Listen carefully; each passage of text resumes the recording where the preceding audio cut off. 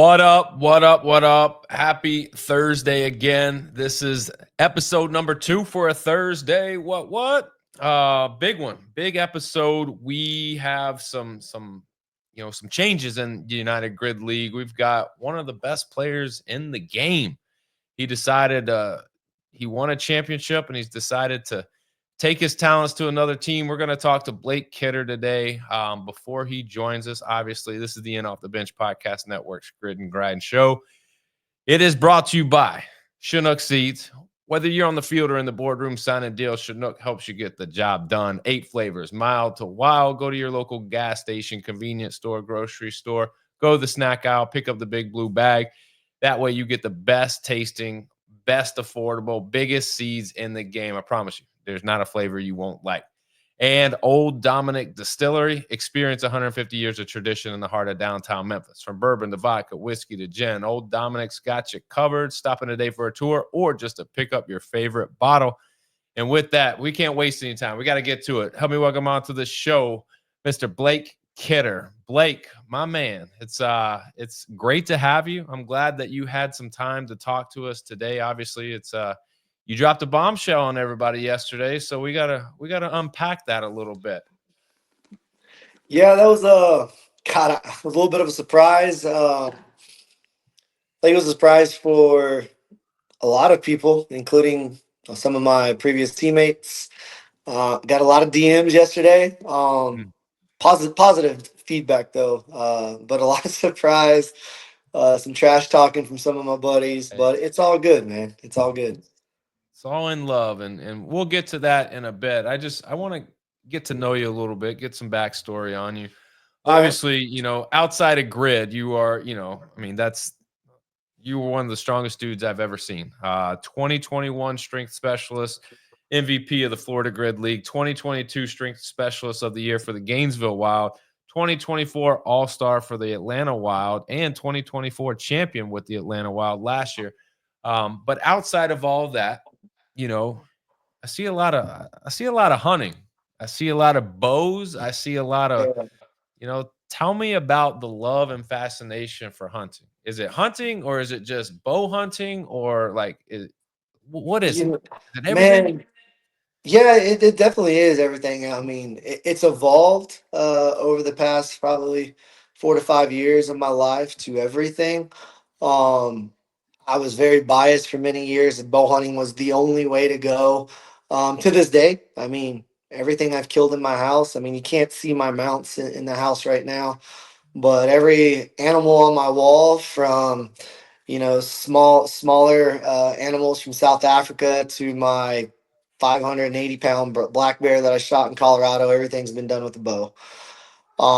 Just a competitive archer. It's kind of is where I like to hang my hat. I've shot professionally for, well, since I was probably 24, 25 years old. And I hung that hat up for a little while. It's still probably collecting dust. It's just life has hit me in a positive way. But I still shoot, professionally at a few tournaments a year. But honestly, it's my happy place. Shooting a bow, going in the backyard. Like if I'm just like overwhelmed, stressed, or just want to decompress, I can grab a target bow. I can grab my hunting bow and just chill. When I'm in the woods, that is my happy place. There's a connection there that most will never get or may never understand, but I'm at peace. The Lord created us to be in the woods, to be out in nature. You can see biblically, how many times, hunting's talked about, or, harvesting, or the word meat. There's a reason. We are hunters and gatherers to start in the beginning of creation. And I'm passionate about that. And so it's a peaceful place for me. It's a place where I can reconnect with myself, with God, and it's again, it's my happy place. So I love archery. It's what I do for a living, actually. Nice. I work for a company called the Outdoor Group. We represent many brands in the outdoor space: Elite Archery, Scott Archery, custom bow equipment, Slick Trick broadheads. One of the hottest arrow manufacturers in the market right now, called Ultra Arrows. Again, it's who I am and it's what I do. It's part of my life daily. Even training, it's the Mayhem Hunt program is something that I've been doing quite a bit lately. Rich Froning's got a great program out there for the everyday hunter to the archery and hunting enthusiast to the diehard hunter. You want to get yourself in shape for hunting in the outdoors, and you want to get out west and run up a mountain and kill an elk. Well, you got to be in shape for it. And Rich and his team over there at Mayhem Hunt have put together such a great platform and program for anyone and everyone to follow. And I'll even put it out there, even if you're not a hunter, but you're an outdoor enthusiast and you're hiking and you're trail running and you're biking, you name it, the Mayhem Hunt program is going to punch that ticket for you to reach another level of fitness that you may have haven't reached before. So, but yeah, man, it's who I am. It's what I do. Man, that is I'm blown away. One, the fact that it takes a skilled marksman to be able to be an archer, all right? And on the second thing is you have to let animals, or you have to track animals, or you have to be stealthy enough to get super close. And I hear you tell me you're killing a black bear. Like Yeah, I'm not letting it get that close. Like we're just not we're not even going down that route. But do you do you eat what you kill? Like, are you taking it back to like the roots and like going, I'm hunting and I'm doing my due diligence. I'm culling herds and eating and preserving and doing everything with the meat that you can do. 100%. There's not an animal that I've shot that I haven't, harvested and cooked on the campfire. Matter of fact, that bear, yeah, it was a close encounter. We shot him at 13 yards. Um, that night, his back strap was laying on the grill. So, yeah, dude, wild game is really, really good. There's a misconception of how wild game may taste. And if anybody has had, bad wild game, it's probably because there was a lack of attention to detail through the harvesting and cleaning process, and how that meat was handled from the time the animal was harvested to the time it hit your plate. And don't get me wrong, there are some animals that I would prefer not just to eat on the grill. That I'm probably gonna mix it with other meats and turn it into sausage, or summer sausage or a jerky stick. But regardless, I'm still gonna eat it. Right. But I love wild game. I mean, majority of the meat in our freezer is either grass-fed, grass-finished beef, axis, venison. We had some buffalo from a buddy and some elk from a buddy. Trying to think, we're all out of bear. The bear went. I mean, bear took a while. It took about a Oh, year and a half to eat the bear. Um, but yeah, man. I mean, I love all wild game. I would imagine your deep freezer stays pretty packed. You You would know, think it does, but sometimes, it's like right now, well, it's a little low. I you're haven't. you're a strong dude too, so I mean, you may be rolling through that pretty quickly.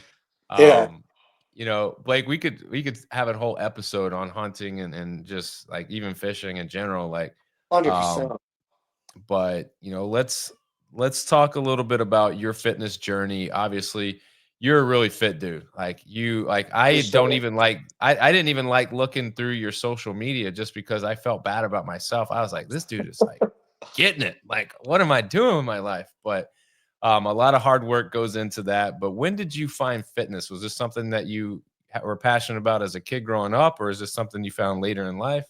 You know, I found fitness early in high school. I was always a good athlete. I look back and I tell the story all the time. I was always wondering why high school coaches were excited for me to come into the football program. Well, I was 5'10" and 160 pounds as a freshman. I was a big kid. Didn't realize it then. But I wasn't the best, and there was a lot of talent where I grew up, over here in San Antonio at O'Connor High School, and I wanted to be the best. My uncle played for the New York Mets. My grandpa played for the Brewers. My cousins played college ball. uh, I wanted to be better than them. And so my cousin Garrett told me one day, he was like, look, the only way you're going to get to the top is you're going to have to outwork everybody else. He goes, you have talent, but you weren't blessed with some of the talents that others may have been blessed with. And the old saying, he was like, hard work beats talent, will always reign true. And so that summer, I remember it was like a switch flipped. There was a priority now, and it was to become more flexible, to get faster, to lift more, to become stronger, to go out there and do the things that others weren't willing to do when no one was watching, and work on my footwork and play with the football in my bedroom and do drills on the wall with tennis balls. And over the years, it just kind of became part of who I was. I got into my later years in high school, and a really close gentleman in my life kind of painted a pathway for me when it came to the nutrition side of things, and just dedicating time to my craft. And then I just became infatuated with fitness all through college. I'd have class at 10 a.m. I could guarantee you were going to find me at 8 a.m. in the rec center doing some auxiliaries. I'd go to class.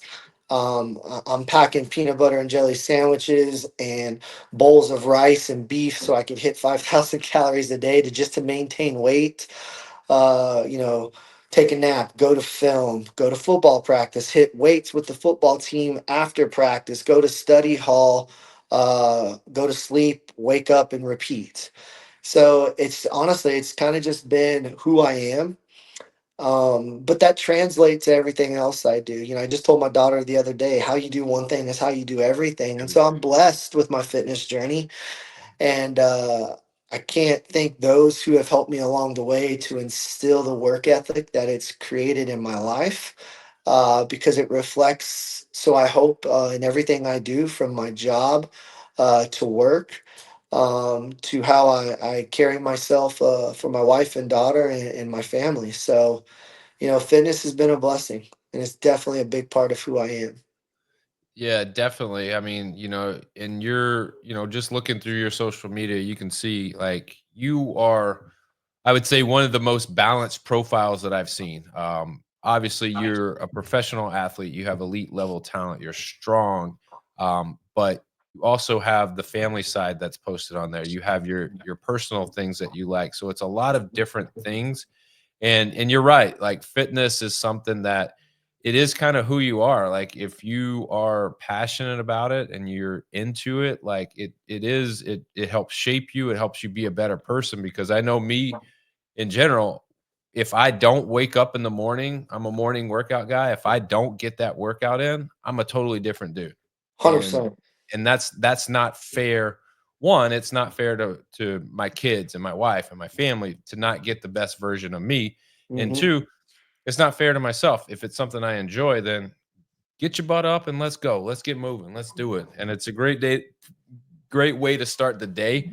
Yeah. Um, but with you, obviously, you're one of the best grid players that's ever done it. You're still doing it at a high level. How do you find grid? Like, did somebody find you, meet you? Did you have like a connection, or did you just know about it and you inquired? How do you get into grid? It's funny that you just brought that up, because it was probably like a week or two ago. I saw my first grid score ever pop up from actually the OG, like the grid league. And I think I had a score of like an 83 or 84. And so that had to been probably 2016, 2017. It was brought to my attention, this thing called grid. There was a team out of Texas that was doing some small grid matches, and some of my friends that I competed with at the CrossFit regionals here in Texas, they're like, "Kidder, like this sport is for you." And so I went through the grid trials, and that was also the year the grid league kind of went under. Um, I was looking forward to playing on the San Francisco Fire. That was the team I was talking to at the time, and some of my friends were already on that team, and it kind of just fizzled away. And then out of the blue, I saw the grid trials pop up for the Florida Grid League, and I hopped on that, and here we are. But Yeah, grid is a very unique sport, and it is one that kind of tailors to me as an athlete. And I've definitely evolved because I've always been just a strength specialist until the last couple years. I don't like to suck at certain things, and God forbid something happens on the grid floor. I want to be able to, clean up reps if I have to.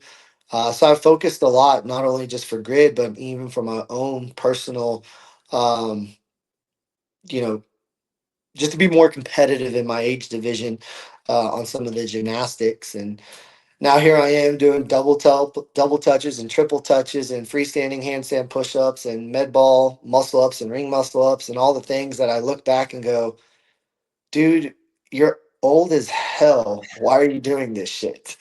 But it's fun, man. I love doing it.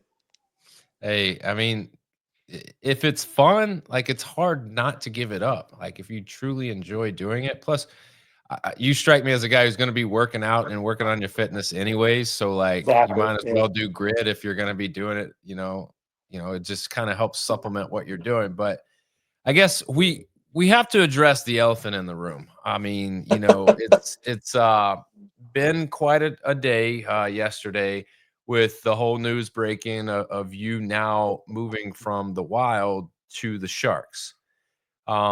And I don't know if there's a particular reason or if you just felt as though like, you win a championship, like you've done everything that you could possibly do at that level with the team. So, I kind of asked like what is the reasoning for the switch? Were you just looking for a change or you're better Dude, opportunity? I mean, no, no, man. I mean, to be honest, to tell you like the truth on how all this came together, I didn't even really consider. I really didn't consider playing again this year, and I say that with a grain of salt because you could ask anybody. You can ask Mia, who's the owner of the Wild, Dan, my coach, teammates on both teams and around the league. I was pretty vocal saying that I was going to be retired. Like I was done with the grid. I checked the box. I finally won my championship.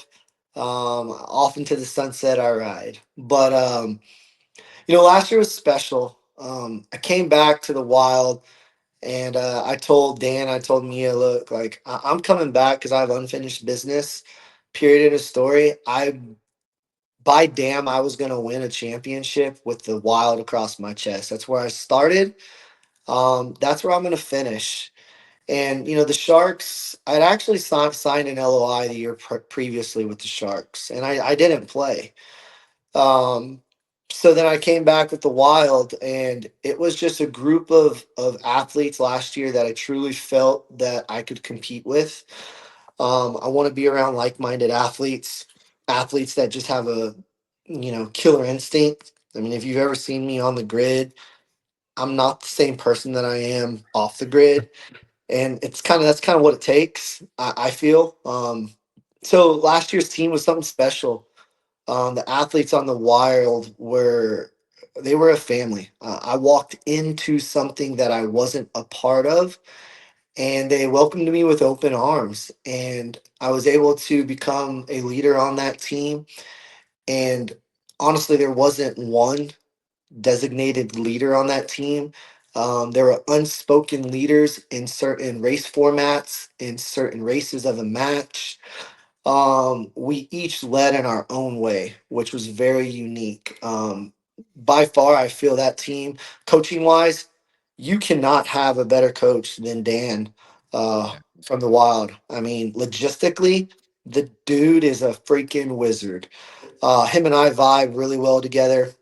He was definitely a coach I could play for. He put his heart into it, and he didn't want to let us down. And so, winning that championship was special on so many levels. So I checked that box, and after I won, I stood on that grid floor and I just watched them roll up the mats. And I was like, all right, it's the end of this chapter. Uh, So what happened? fast, yeah. So So fast what? forward. Because I mean, that's a like if anybody was to hear the story and go, okay, like that all makes sense to me. Like I Hmm. can understand like a guy who put in the years and put in the work and was at the top of the game, finally wins a championship, and he's ready to be done. Like, so how do you go from, because that takes a level, like you have to prepare yourself to get to a point where I'm done to Yeah. no, I'm not done. So how do you get back to the point where you're ready to get back in it? Um, I think it's divine intervention, to be honest. Fico reached out, talked to me about where and why there was a need for me to come to the Sharks. We talked for, a couple conversations on and off. He sent me an LOI, and in all honesty, it kind of just set. Nick, Sam, and Sammy were some of my OG teammates from the Wild, athletes that I truly admire, athletes that I would go to battle with any day of the week on that grid, athletes that I trust. They were wanting me to be a part of the team year before last. And of course, when they heard that I was potentially looking at or in conversations to play this year, they were pushing me like, hey, come on, let's play, let's play. And I really thought about my goals and what I wanted to do going forward with fitness. And, I started CrossFit because I thought I sucked at it. And here we are, right? And so I was like, you know what? You're a great track and cross country coach. You're an above average runner for someone your size and age. I mean, I'm a big guy, but I can still run a 6:13 mile. I'm like, let's go try this high rocks thing. Like, screw it. Let's dive in. Everyone else is doing it. Why not? So I thought I had some different goals, and I still do. Like, I'm still running a lot. My fitness is getting better from all the conditioning. And so yeah, again, that ship was sailed. The LOI was just sitting there in an email. And it was about 2 weeks ago. I woke up at 3 in the morning, and I woke up from a dream. And this is no bullshit, man. I mean, I woke up from a dream dreaming about playing grid.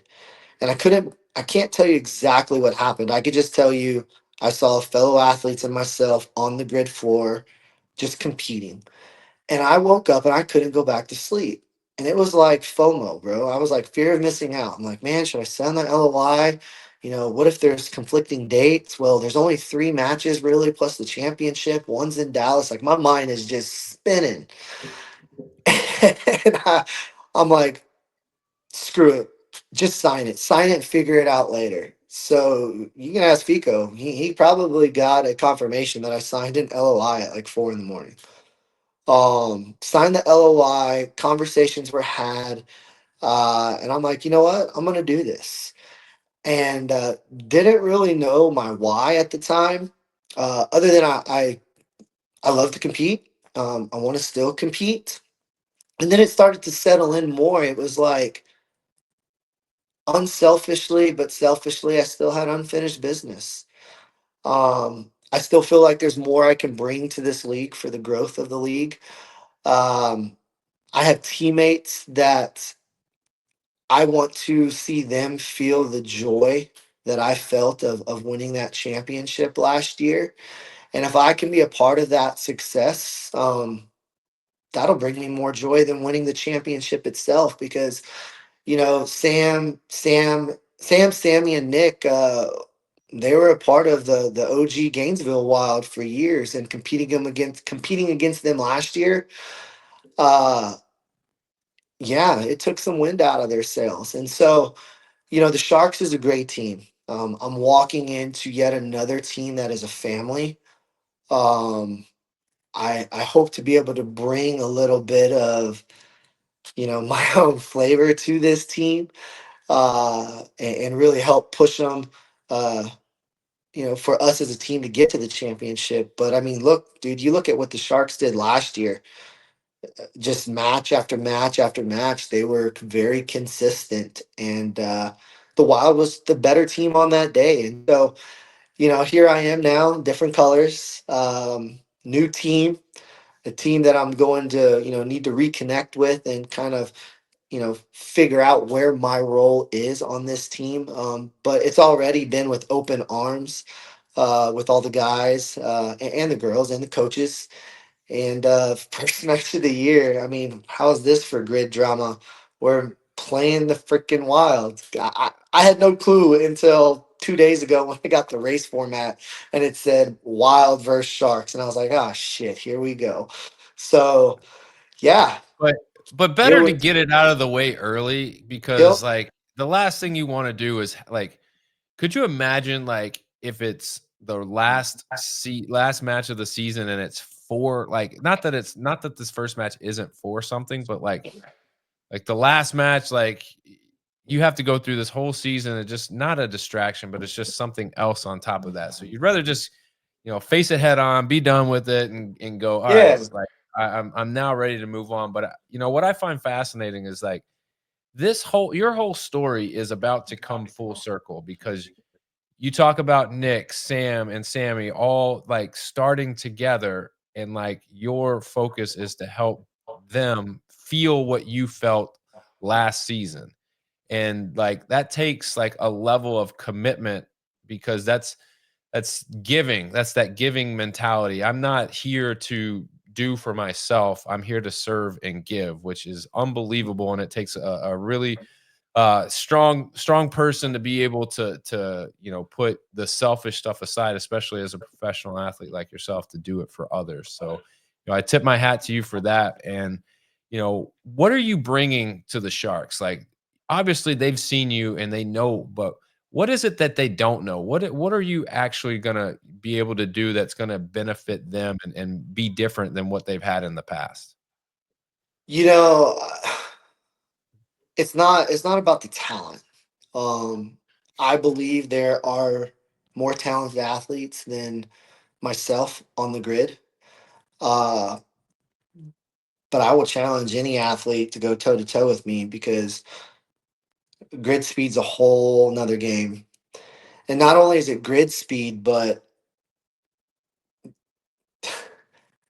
it's a mentality, it's a mindset. You don't want it as bad as I do. Um, I still to this day, I mean, I don't care who you are, I don't care who I stand on the floor next to. You don't want it as bad as I do. You're not willing to put it out there for your team like I will. Um, you don't believe in yourself as much as I do. You can look in the mirror and tell yourself how badass you are. You can post all that stuff on IG, but at the end of the day, show up on the grid floor next to me and beat me. Let me be behind you. The worst place you want Blake Kidder to be is having to chase you because I will hawk you down. You can see it from ladder races. You can see it from mirror races last year in the hang power cleans and the clean and jerks. I like that side of the grid, and I think that's what I can bring to any team. It's a mindset. If you've been on a team with me, I have a saying that's ABC: adversity breeds champions, and I think that's what I can bring to the Sharks is in the times of adversity, show others how to act, how to rise up to that occasion. Because if you're on the grid floor, every one of us know you're going to be behind. You're going to face adversity, bad calls by the refs, bogus reruns that Mather decides last minute for whatever freaking reason, right? But how are you going to respond? How are you going to react? How are you going to respond and react individually, but more importantly as a team? And I truly believe that's where, you know, that's what I really can bring to the Sharks. Uh, just the this will be my fifth years on the grid, so 5 years experiencing these things, to be able to bring that to the new athletes and the young athletes. It's going to be a game changer. I mean, we've got some talent, man, and I think there's some talent that has some brewing potential, and some of these athletes, I hope to push them to see another side of what they're truly capable of bringing to the grid and bringing to the Sharks. And I truly believe that's what God has blessed me with, is that opportunity to bring the best out of those around me. And so I think that's the biggest thing that I'm bringing to the Sharks in 2025. I mean, it's it's huge to have. I mean, outside of your abilities, like there is this thing in you, and it's a leadership quality that you can't teach it. You either have it or you don't. If you have it, you can make it better. But usually if you're a non-leader, like you can't just decide you want to be a leader. It just doesn't work like that. And to have your experience, your expertise, your level of athleticism and what you bring, all of that together, I think is one reason why I think, the Sharks now become one of the favorites to win, because not every team has the leadership. You've actually won a championship. You know what it takes. You know what it feels like, and you know how to motivate and lead others from, obviously the Shark team felt some adversity, some failure, maybe some disappointment at the end of last season. So being able to be on the team and rally them and tell them how awesome it feels to win it all, like that's motivating in and of itself. So like I'm looking forward to a good season, man. It's going to be interesting. Obviously, I'm sure there's going to be like some feels out there in match one of the season, but I'm sure a lot of it is positive. Everything I've seen has been, very, shocked in the change, but it's all like in love. It's all like, man, Yeah, he's for gonna sure. he's gonna kill it over there. He's gonna do a great job. Like, not a better human out there. I think I read that. I should have wrote down who that was, but they said Blake is not. There's not a single human on this planet better than him. And That's so, awesome. and That's and it was in regards to athleticism and the person. So like, yeah, man. I I don't think mean, there's a better compliment. no, there really isn't. I mean, it's maturity goes a long way in the years on and off the grid. And for myself, I've come to realize it's not about what I do. It's more about who I am, and who I am to others. And like that right there, like there's not a better person.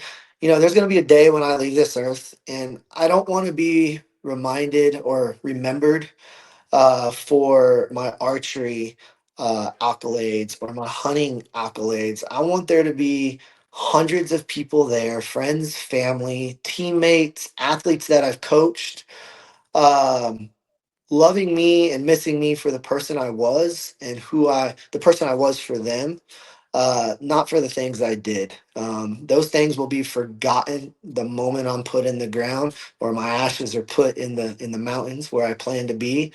So I'm happy to see that because that means my prayers of finding purpose in life.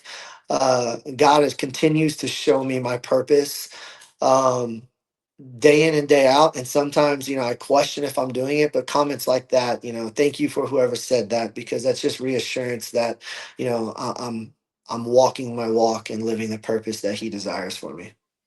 Absolutely. Well, Blake, I won't keep you any longer, man. I appreciate you carving out some time for us today. But before you bounce, anything you want to plug or promote?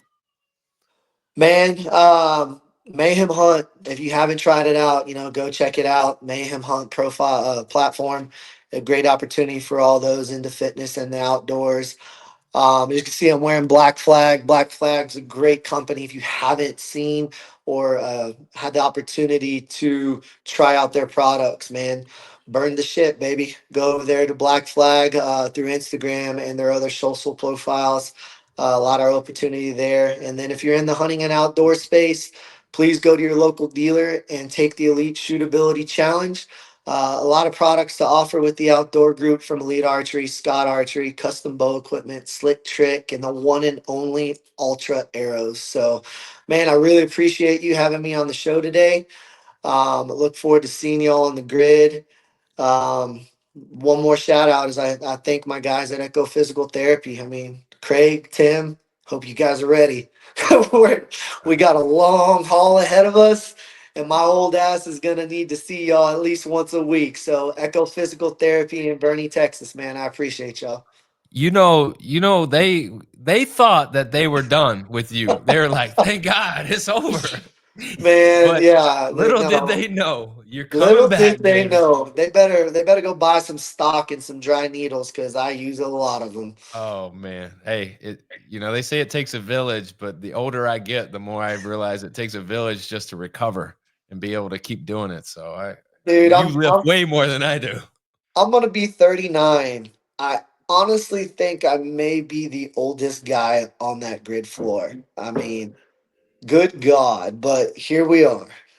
Hey, I'm 40, so I feel you, brother. But you know, keep kicking ass because you just need like nothing fires me up more than when young guys get humbled.